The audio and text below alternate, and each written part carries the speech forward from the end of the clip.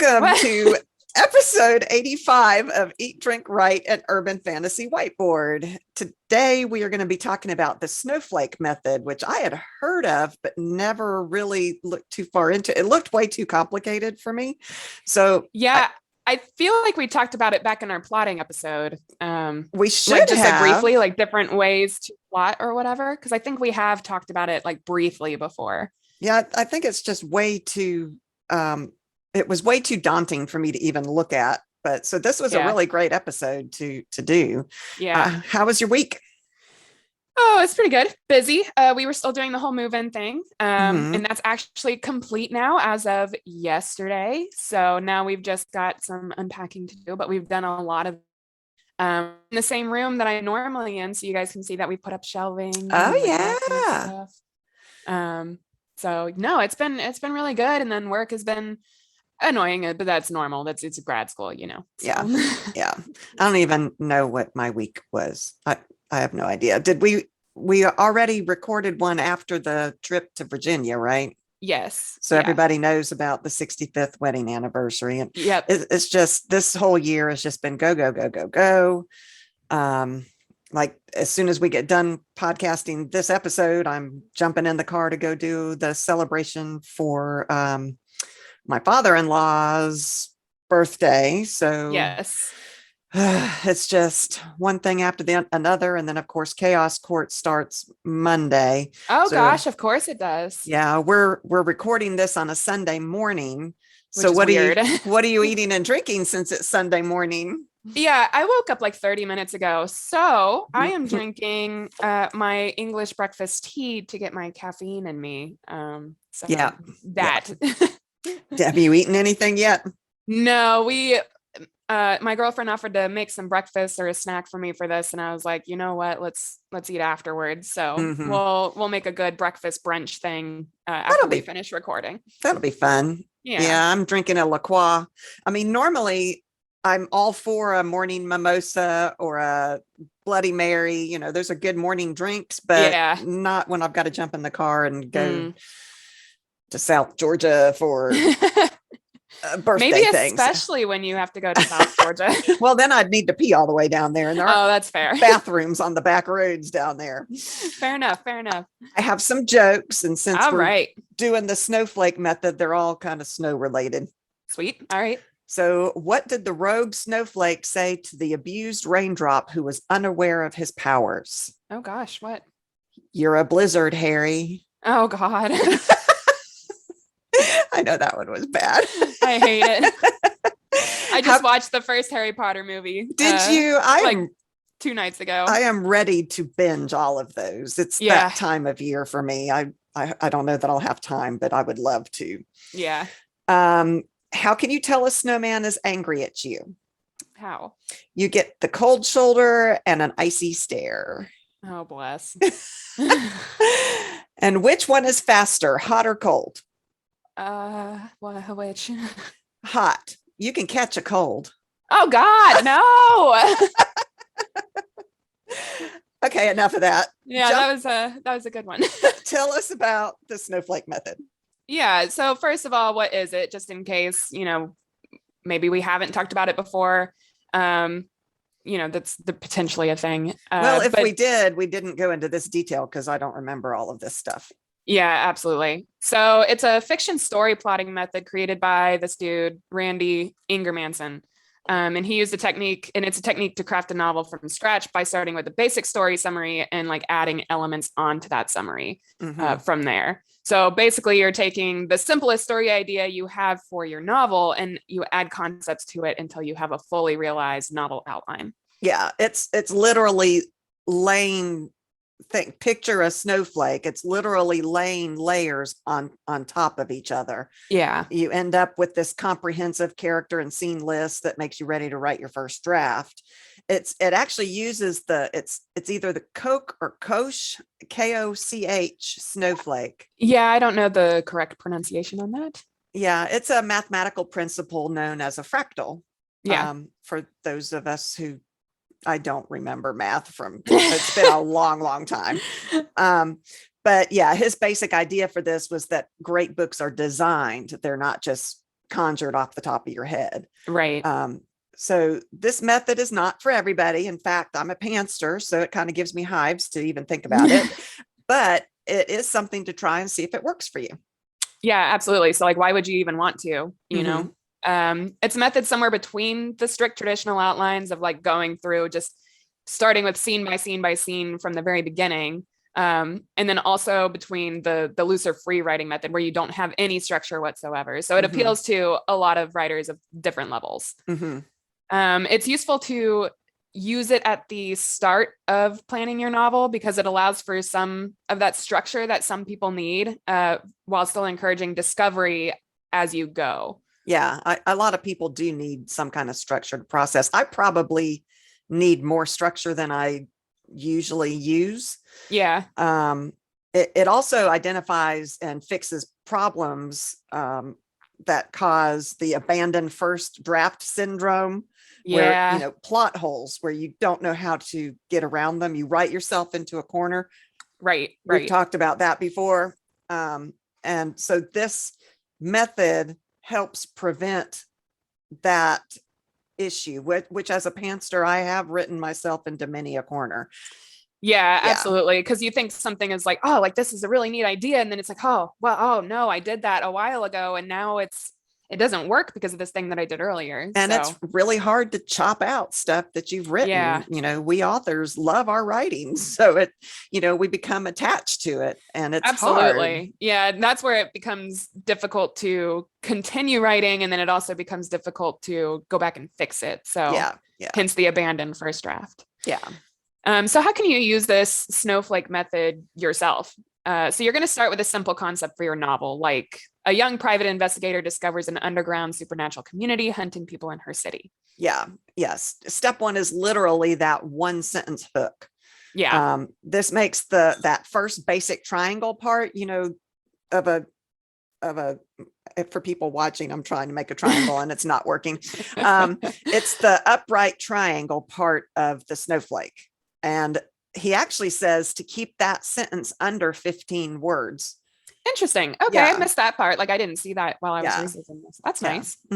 So really just keep it as simple as possible. So after you have that sentence, the Snowflake method will have you build upon it with more and more detail into a paragraph using character description. So you're going to add some characters. Yeah. So you expand that first sentence into a paragraph and you include things like what's the norm, the first plot point, which is generally the inciting incident, the midpoint when things take a turn for the worse, the second plot point where the character hits rock bottom and, you know, the reader's like, there's no hope, and then the climax. And this is an upside down triangle that you layer on top of the first triangle. So you can see we're starting to build that snowflake shape. Yeah. Yeah. Yeah. So from there, you're going to use those descriptions that you've created for those characters and start making storylines involving them. Yeah. You're shifting down a gear and you're painting your characters with broad brush strokes. I like that analogy. That was a neat analogy. This is where you identify all the major characters in your book. You give them names. You spend an hour identifying their motivations, like what drives them in life, their goals, what non-abstract things do they want, their conflict, what prevents them from achieving their goal, and that epiphany as to how do they overcome that conflict. Right, exactly. So a lot of big story elements there. And then from there, you're going to expand even further upon those details, more and more and more until you have a fuller, more rounded novel outline. Yeah. And what I read on this was that that's supposed to be a page. So you've gone from a sentence to a paragraph, and now you're going to a page. Right. And he even comes up with time frames for how long it should take each step, which I found fascinating because we're all so different. Time frames like how long it should take you to complete each step. Oh, interesting. Like you as the writer, not like how long that section of the novel should be or whatever. Correct. How long you as the writer should take developing this next step in the Snowflake method. Neat. So for this one, where you take the paragraph and you turn it into a page, he said this should take a few hours as you take each sentence from that paragraph and turn each of those sentences into a paragraph. Maybe it's like, maybe it would, I don't know. I'm thinking because like maybe it would take me a few hours, like if I was literally starting from scratch, like came up True. with a sentence and all of this stuff. Hmm. But if I already have like kind of like a novel idea and like elements already in my head, I don't know that it would take me that long. Yeah, I was so fascinated. He thought that there was a time frame. I mean, I guess it could be a suggested time frame, but True. Yeah. we're all very different in how we go about writing. So that was just fascinating to me.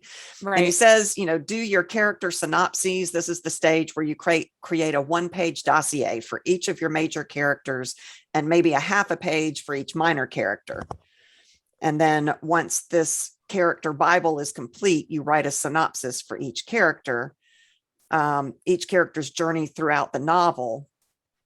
And he says it should be 4 pages. So now we've gone from the 1 page. As we develop this, we're turning it into 4 pages and a scene list, which we're going to go into details on all of this later. In a minute. But you take every paragraph from the synopsis and let them go over a page each, and you draft out a scene list where you detail exactly what's going to happen in every scene of your book. See, this is where my pantster brain gets overloaded. Right. I can do the first part where we're, but once we get to this level, it's like overwhelming to me. I want to get in there and write. Yeah, I think I would struggle to do every single scene. I think I could do a few scenes because that's how my brain works. Like it picks up scenes here and there from each of my novels. And I'm like, okay, now I need to get to that scene. How do I get there? Yes. And then I just kind of write it until I get there. And I'm like, that's how I got there. I do that too. And for me, I use that, what did I call it? Flowchart. Kind of a flowchart method where I know this is the point that I need to get to. And like you said, how do I get there? That's the part that I go into detail. I don't do the whole book from start to finish. Right. All at one time. So yeah, that's interesting. Yeah. Sorry, my ear bothering me. Okay. All right. So like you said, we're going to go into a little bit more detail with all of those steps. So what are the actual steps, the Snowflake method, and what is a little bit more detailed than what we've already given you? Right. I got a lot of this information from masterclass.com, which I've realized I use that website a lot when I'm doing my research for this. So if you guys are really interested in seeing a lot more of where we get our notes from, getting even more different kinds of lessons that we don't cover, that kind of thing, masterclass.com is a really, really great resource. Yes. So firstly, we're going to pick a premise or idea for your novel and summarize it in 1 sentence only. And this is going to be the groundwork for your novel. Yeah, he says at this point, you don't even give your characters names, but you do the simple descriptions, like a mad scientist travels back in time to kill Hitler, or yours up top was a young, what was yours? Oh, geez. A young, but you private investigator. Yeah. So you use, Lord, it's too early in the morning. Too early. Listen, to be fair, a PI in my real life line of work as a graduate student is a principal investigator. Okay. So that's why I did that. I have a reason, kind of. But yes, at this point you can put in adjectives, but you're not even going to go into the detail of names or anything like that yet. Right. And, it kind of reminds me of the the log line that you write for your query letter. Mm-hmm. I mean, it doesn't need to be that detailed. It doesn't need to be perfect or anything by any means, but it does remind me of that 1-line hook that you get in your for your book. Yeah. So then you're going to build upon that single sentence and form a full paragraph. So in order to do this, you're going to identify core characters, major characters that are going to play roles in this novel. Break character narratives down into specific structures like beginning, middle, and end. What are these characters doing throughout the novel? What is their goal? What is their conflict? How are they involved with the plot of your story? Mm-hmm. And then also consider if you want your novel to follow the 3-act narrative. So we've talked about this before. I'm pretty sure we've had some episodes on it, but think about your beginning, your inciting incident, and your climactic event. Mm-hmm. Yeah, generally a good novel does have that set up, 3 key turning points and a conclusion. But, like we've always said, rules are not strict. But absolutely. That's a general summary of many good novels. Yeah, right. Yeah. Also think about the number of plot points you want. a lot of research that I did said that you should have 3, like a common novel has 3 plot points. Yeah. And I That's think interesting. I do too, because I feel like I've read plenty of books where there's been more, like way more. Well, we like to read urban fantasy series. And That's so true. they're over a series, you're going to have a whole bunch of plot points that are setting up in all the books for carrying on later. So I don't know that the number 3 Really is necessarily there. works with a series, but it each individual book is its own book. So That's true. I don't know. That's true. Yeah, but either way, like no matter how many you have, each of those need to build off of the groundwork. So that first single sentence that you've created. Next, you're going to create character summaries. So, you've kind of mentioned in the last part, okay, these are the major characters. This is kind of what their stories are going to be and how they're involved with this overall plot that I've got going. But here you're going to explore those major characters and further ground them into the world that you're building. So for this part, you'll think about, what do those characters look like? What are their looks? What are their personalities? How do they talk? Do they have a certain dialogue? Are they from a certain country? What are their points of view? How are they coming at this groundwork that you've put down for them? So that single sentence that you've created, where are they involved in that? And then also, what role are they going to play in the broad overview of that single sentence that you wrote down? Yeah, I think, you do this 1 sentence summary of your character's storyline with the character's motivation, their goal, their conflict, and their epiphany, like I said above. Right. Yeah, exactly. So, because at this level, this is just the summary part. So another triangle, but now we're starting to turn sideways to create the fractal. So that was, this one is just a 1 sentence summary type thing. But that is honestly my favorite part of writing a book, is the developing the characters. Absolutely. I love that part. No, I do too. They have so much spunk to them a lot of the time when they walk into your head, which means you're going to like this next part, which is build those character summaries into full profiles. Okay. So you're going to determine which character is actually going to be the main character of your novel. So at this point, you haven't done that yet. You might have an idea, of course, but just decide overall, like, who is, the guiding character of your novel. And who are the side characters? Which are the most important? Which do the most? Which are important to the main character? And I think, we had a question from one fellow talking about characters and, who really is the main character. So, think about, this is the time in this method to think about who is the main character and how do I show that they're the main character? Are they going to start off right off the bat, or is there going to be something leading up to the main character? But it's kind of like, how you can take sticky notes and rearrange them. Yeah. You can do the same thing with these character profiles and rearrange them as to who is the most important, so that you can then come up with, oh, this has got to be the main character. This is the only way this story is going to work, is this is the main character. Right. That's a really good idea, actually. I've always thought about doing that with scenes and plot points, but never with character profiles. That's really interesting. Yeah, because a lot of times, for me anyway, the main character's in my head from the get-go. Same. Yeah, they pop into my head and are talking to me. And so to me, I've never had that question of who's going to be the main character. Although with my Hello series, I was writing the first book and her sister kept popping up. And I halfway through, I think I got about a third of the way into Hello. And I started thinking, I think Yesmere may be the first book. So I've done it not necessarily with main characters, but book order. Yes, book order. I think this book might have to come first. Right. So interesting. Anyway. Interesting. Yeah. All right. So again, you're going to, discuss what do they look like? How do they talk? Give them all names and their backstories. Where do they come from? How have they ended up in this story? Like, why are they here?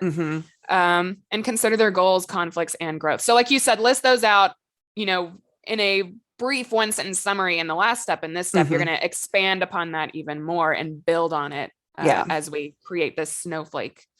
But yes. And how do these goals, conflicts, and growth also relate to that first sentence that you wrote down at the beginning of all of this? Yeah. And this is where they were saying you're turning that summary that we had in the last step into this 1-page description of each major character. And you can even do it from their point of view, which is always interesting. I like to get into the head, not just of my main character, but all of the, because you've got to think of all your side characters' point of view too. They're well-rounded real people too.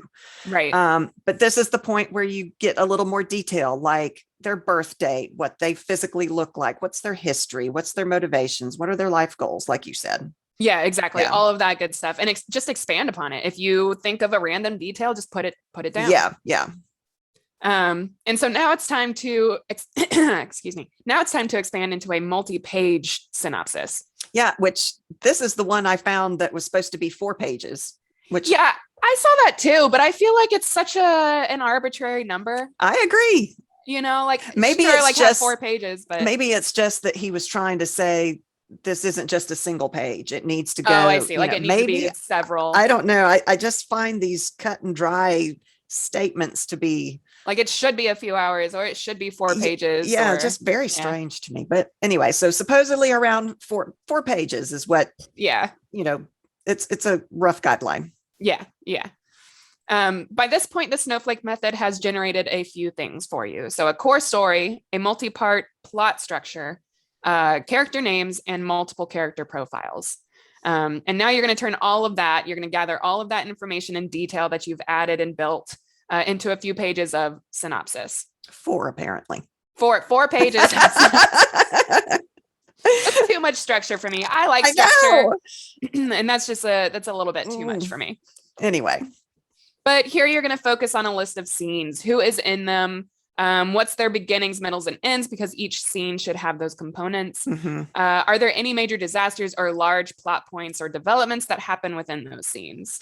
Yeah, you go back to that synopsis and you break it down into scenes, and a scene will normally sometimes occurs in one location, and you'll see the characters changing or learning something in that scene. And I did read this, a novel typically contains between 50 and 100 scenes. Which makes sense because a scene theoretically should be around 1,000 words or so. I've read that. And so like if you have 100 scenes, that's 100,000 words. Yeah. So anywhere between there. Yeah. Definitely. I've tried to plot out novels using just scenes. I've tried it and I'm very bad at it. I get too impatient and I can't really quite see what's coming next until I write it. And so I'm somewhere between a plotter and a pantser. Because I definitely need to write some in order to be like, that's what's going to happen next. Okay, let's go. Well, and I never know for sure. Even when I do try to structure, my characters go off on their own. Yeah. And I want to let them do that. I want to let them go off on their own and see where it takes me. Well, Aiden fights me if I do not let her go off on her own. So her book is a mess right now, and it's going to take some major editing and rewriting just because she's like, no, this is what I want to do. And I'm like, okay. We're going to talk about it later, but okay, like whatever. So yeah, no, absolutely. I think the hard structure of going scene by scene is very difficult for me personally.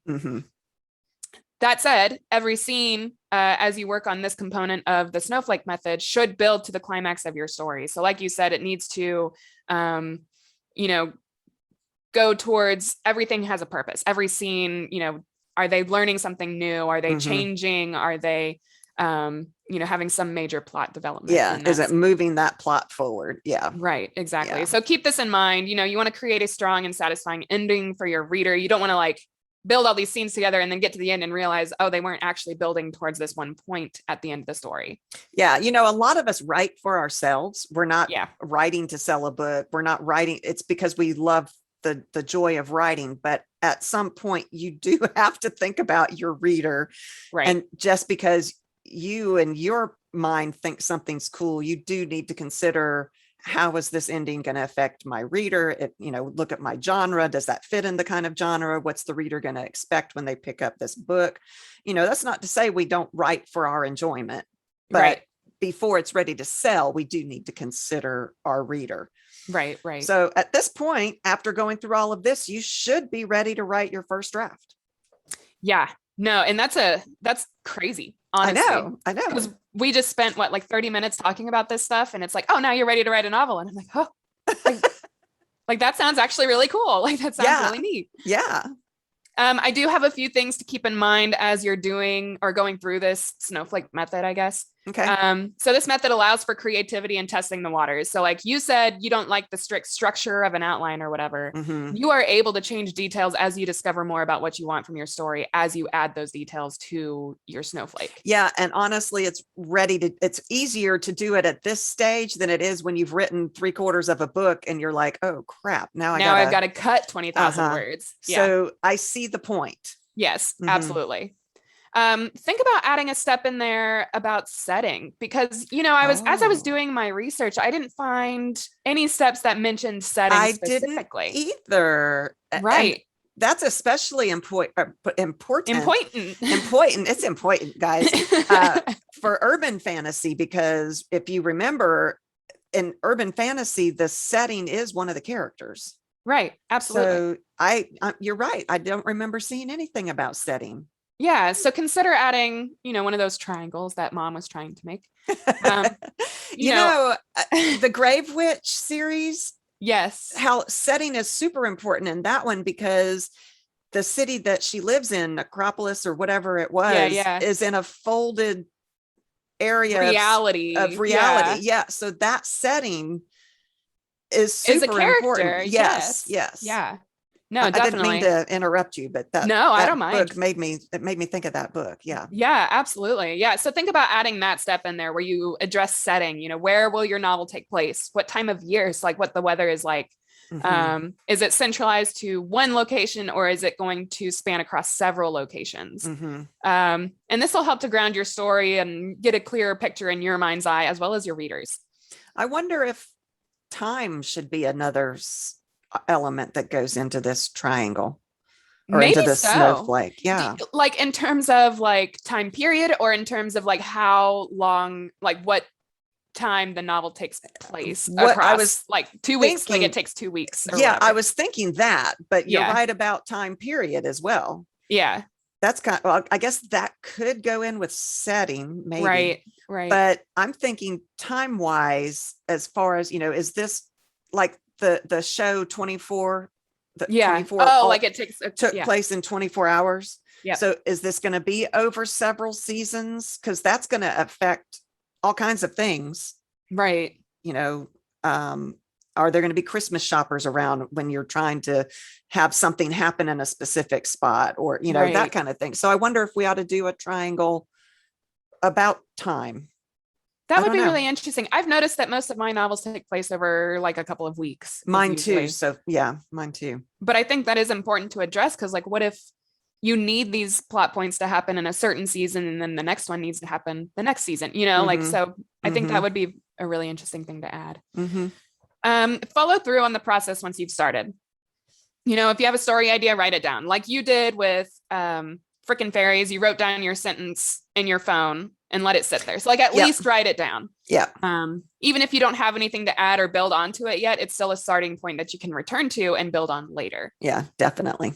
Yeah. So I was thinking I might make a special folder in my documents specifically for the Snowflake method and the outlines that I create, because I think it would be very fun to do it for novels that I've already written that I need to rewrite.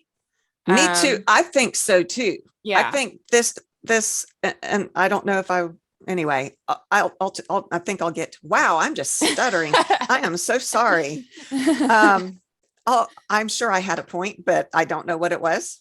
Okay. Well, I can move on. That's fine. Okay. Add detail to every piece of your novel that you need to begin writing it. So, I mentioned setting, characters, major events, and structure. Just add detail until you feel ready to actually write instead of just plan. Because if you still feel daunted by writing a novel, it's cool to just keep adding detail to this outline, because it'll help you as you write your novel later. That's true. Yeah. Okay. Don't focus too hard on making things perfect. I struggle with this. I have always struggled with this. I've gotten a lot better about it the more that I've written, where, my first draft doesn't have to be perfect. But I do still struggle with it from time to time. But writing is flexible. Discovery is good for both you and the story's soul. So by the end of these, oh gosh, We're both struggling. Listen, it's early. Hey, you've had some caffeine. I haven't even had caffeine yet. I know. I've had a little bit. So by the end of this exercise, you should have several pages of notes and ideas, plans about your major characters, at least a page on your most important secondary characters, several pages talking about settings, locations, themes, etc. All the stuff that adds depth to your novel. You should have the inciting incident and the events that follow. I mean, at least probably, if you have an idea of what your inciting incident is, you probably know a little bit about what's going to happen immediately after. And sometimes for me, it's the inciting incident that comes first. That's my character introduces herself to me through this, whatever it is, inciting incident. Yeah. Mine does too. And I realized I was looking at one of the books that I'm working on right now, and I start pretty close to the beginning with the inciting incident. And I think I need to go and add a little bit more before that happens so that we get an idea for who the main character is. Yeah. So I've been thinking about that. I'll have to do that on my rewrite. And then you'll also have a few notes or paragraphs on the dreaded middle bit of the novel. Everybody hates the middle. I mean, maybe not everybody. Maybe you love it, which good for you. Yeah. More power to you. Yes. Yes. But with this method, you should have at least a little bit of that middle. So you'll have not so saggy of a middle, hopefully, on your first draft. You should also have information on the climactic event and how you get there by building on events. So that will be where that scene list comes in handy. And then you should also have some general ideas for the resolution of the novel. So how you're going to end it, where these scenes are all building to, and how they come to a conclusion. Yeah, I like that you said general ideas, because I always have, and we've talked about this, I always get that epiphany at the end of the book. And it has to happen then, because my characters do things that are unexpected. So I do have things that I need to tie in that might lead to that resolution at the end that I didn't expect when I was at the beginning doing the Snowflake method. Right. So general idea, but you're not held to it. And sometimes my epiphany ideas are just brilliant. I mean, they are sometimes. Absolutely. And I'm like, oh my God, how did that's perfect. And that's how it's supposed to go. Yeah. I love it when that happens. Definitely. I think that's the thing that I like the most about this Snowflake method, is that it is very malleable. You can go through and change things, change details that you need to change. You can move around characters that are major and minor, and et cetera, et cetera, et cetera. Yeah. And as if you do get a third of the way through and things aren't working, you've got this Snowflake, all of this information that you can then stop what you're doing on the writing and go and rearrange things and add things in and take things out. And it's much easier to do that at a planning level than it is when you're neck deep into the plot line and you realize this isn't going anywhere. Right. Exactly. So, well, that's all I have on the Snowflake method. Me too. Sweet. I do have an interview question for you. Okay. Does the Snowflake method appeal to you now that we've gone over all of this stuff, and why not? I mean, or why not? It does kind of. I mean, the pantser in me really struggles with it, but like we were talking about, this is the point I came back to. Yes. So I might do it in the rewrite stage, the editing stage, instead of at the beginning. I like a loose snowflake, maybe. Yeah. For the beginning. And then in the rewrite stage, when I really know what's going on, I can then go and organize and put the little triangles in. And in fact, I'm re-editing that very first book I ever wrote in my entire life. And I'm struggling, and I am going to have to rewrite the entire thing, I think. And so this might be a great way to go about tackling that edit, because right now it's daunting. It's a huge novel. It's a high fantasy novel, which has all kinds of details and main characters and plot lines. So this Snowflake method, I think, might be the way to tackle that edit. Yeah, it might help you out a lot. I think so. I feel like this method absolutely could be beneficial on a rewrite. Because I think there's a lot of detail that you can add on a rewrite too. That you can use and add in the Snowflake method and also be brilliant. I think so too. What about you? Are you going to try it? I absolutely am. So I have this book idea that's been kind of, in my head for at least since last October. So I think I will actually try to do the Snowflake method on that novel and see how far I get with it. You'll have to report in. Absolutely. And yeah. I'll do the same. I'm really curious. Yeah. So we'll see how that goes. But no, I think it definitely appeals to me, especially because I am more of a plotter, I think, than a pantser. I'm a little bit of both. But I enjoy structure. It gives me the motivation I need to be like, oh, I know what comes next, therefore I can write it. Kind of feeling. So interesting. Okay. Yeah. And then I have a sentence challenge for those of you who are interested in that this week. And this week's sentence is: the snowflakes drifted through the air on a lazy breeze. I like that. Okay. Yeah. Well, thank you all for listening. Come check out our website. You can email us from there, contact us, find our social media from there. It is www.eatdrinkwritepodcast.com. Come support us at our Patreon, patreon.com/EDW. And I think there's a www on the front of that. Yeah. We really do need help. Our lives have been extremely hectic, and any help that you could give us would really be appreciated. We're struggling and we're trying to give you all great content. And so any help you can give us would be great. Did I leave anything out? I don't think so. The best way to reach us is our email, which you can find on our website that we mentioned earlier. And most of all, thank you guys for listening. We really enjoy doing this for y'all. Yeah. And keep the comments coming. I love, we love reading them. To hear from you guys. That's awesome. We are often very busy, so we don't get to answer a lot of the time, but we adore reading them. They're fantastic. Makes our days when it really does. People interact with us. That's awesome. Yes. So I guess we will see you next week. I hope you all have a great week. Yeah. Thanks, guys.